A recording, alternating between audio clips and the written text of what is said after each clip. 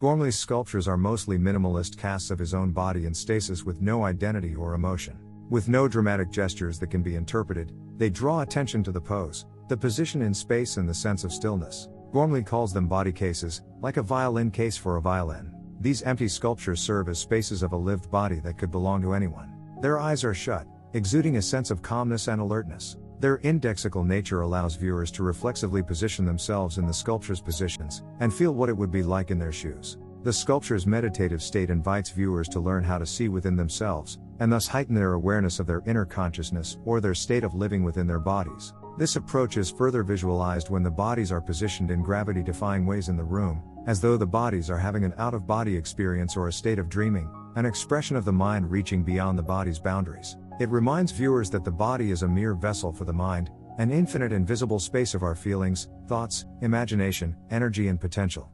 Gormley also has sculptures that are enterable, to allow viewers to experience consciousness in new ways. By allowing viewers to enter a giant body of dark narrow spaces, or a space that disembodies them as if they are floating in another dimension, Gormley's artworks reveal new ways to understand and appreciate the invisible world that we enter when our eyes close. Gormley is also interested in heightening the viewer's awareness of the relationship between themselves and the external space around them. Driven by his desire to find man's place in the cosmos, he created outdoor site-specific sculptures that interact with the landscape, such as Urban City series in response to the statistic where more than half of the world population lived in urban areas. He positions sculptures along the sea, all facing the horizon, becoming both a marker of time as they submerge, resurface and erode, and a poetic symbol of sadness at individuals coming and going in the world. He positions sculptures in the mountains to amplify the scale of the landscape in comparison to the tiny human. Ultimately, they bridge the gap between the vast inner consciousness and external world, reminding viewers of their humble place in the cosmos.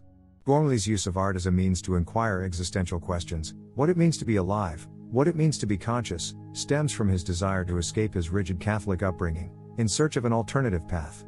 His time in India after graduating from university exposed him to the teachings of Buddhism and its practice of meditation. This practice entails being still and silent, to free the preoccupied mind from any form of action that has an effect on the world. Through the practice, one hopes to reach a limitless state of mind that is full of potential, and reach a state of awareness of being that is not limited to one's individual inner consciousness that is isolated, but embraces the consciousness of all living things, from the blade of grass, to the movement of air, or other persons living in the world. This state of meditation to attain a connectivity of all things, internal and external, is seen in his silent sculptures, still yet full of constant changes within. The sculptures aren't representations of bodies. They are spaces for inquiry and exploration of our place and our connection with the world.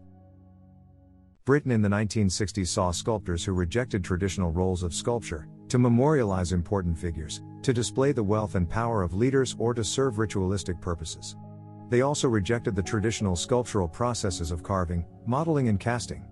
Instead, they paved a new materialist and abstract modern approach, where aesthetics, industrial materials and minimalist pathways take the central stage. In 1975, however, their definition of sculpture was challenged by rising conceptual artists, who did not associate sculpture with physical objects in reality. The body on a pedestal could be a sculpture. A performance can be a singing sculpture. As long as it attempts to address space, a key function of sculpture, it could be sculpture. These new trajectories inspired the new British sculpture movement, which embraced the influence of minimalism and conceptual art but returned to traditional materials and techniques and sometimes figurative imageries. Being part of this group, Gormley's sculptures clearly reflect conceptual and minimalist influences, constantly interrogating the role of sculptures in today's world. Gormley used his body as a starting point for an investigation into the metaphysical state of being. He does this by holding a pose, or meditating, for a long time while his body is casted in scrim and plaster. When the cast is removed and reassembled, Gormley strengthened the inner parts with fiberglass and encased the outer parts with lead,